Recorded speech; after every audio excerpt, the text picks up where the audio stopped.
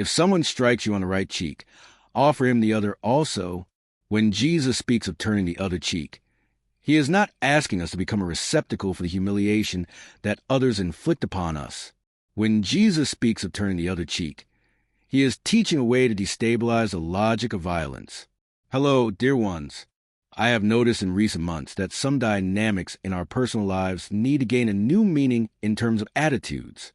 There are moments in life, in our daily lives, when remaining silent is a great virtue in the face of madness, lack of understanding, and lack of goodwill. But there are also moments when remaining silent is a disease. I have seen many people, both in my office and on the internet, whether patients or not, deteriorate internally in the name of a pseudo-spirituality. You know, that false, sugary, romantic spirituality, the kind that repeats itself? Turn the other cheek, like someone using a ready-made catchphrase to avoid conflict, to hide abuse, to demand resignation from those who are already at their limit. And honestly, that has nothing Christian about it, nothing mature about it, and absolutely nothing healthy about it.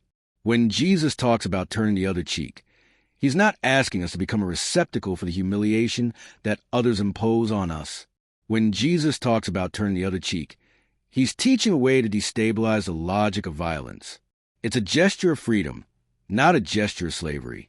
But people, out of ill will or bad character, confuse freedom with childish submission. They confuse meekness with silence. These people confuse charity with self-destruction.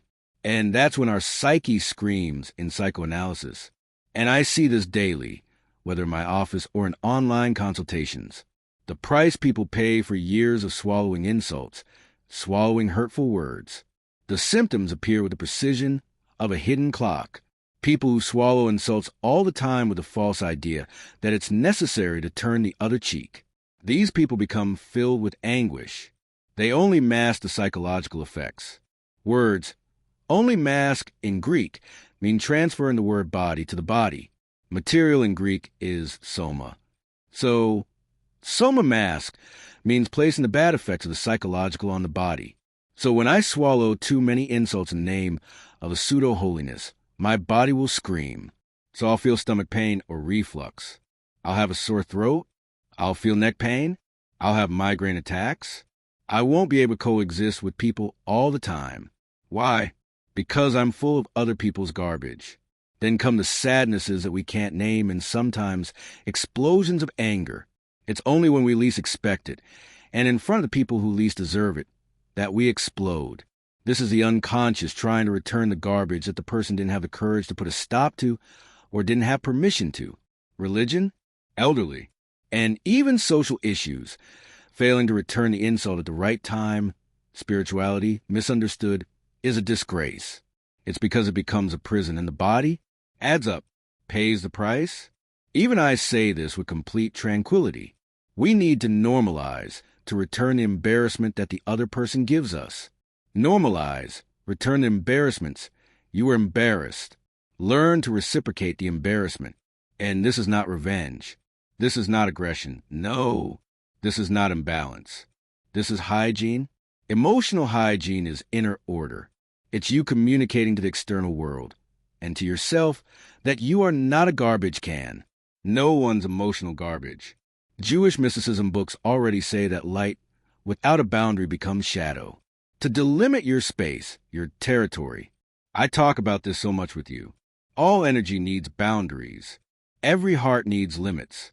Even the saints of the church learned this. You know why? Because holiness has nothing to do with cowardly passivity. Holiness has to do with courageous truth, not what hysterical people on the internet think is true, who take a subject, there's a little controversy here and there, and they go around shouting and banging their gavels, as if it were the last horseman of the apocalypse. That's crazy, people, if we're balanced. If we give back what's embarrassing, it doesn't mean humiliating someone. It means giving back to the other what is theirs. And if you hold on to that garbage that the other person put on you, it will become a disease within you. Now, if you respond with elegance, truth, but with firmness, that will become a life lesson for the other person. And it will be a liberation, both for you and for them, when they come to their senses. I personally prefer a spirituality that respects human dignity, that respects others instead of that spirituality that manufactures silent and depressed martyrs. I'm so distressed because people don't understand me, because people say this, because screw it. They should start taking a stand and stop feeding off the pity and self-pity of others. Because people don't understand me, because people say that, because screw it. Start taking a stand and stop feeding off the pity and self-pity of others. Please take care of your soul, but also take care of your face. You weren't born to be emotionally beaten down, and in the name of verses misinterpreted by people of dubious character. Sometimes, turning the other cheek is simply looking them in the eye and saying, "Don't get away with this here, not here. Take a stand."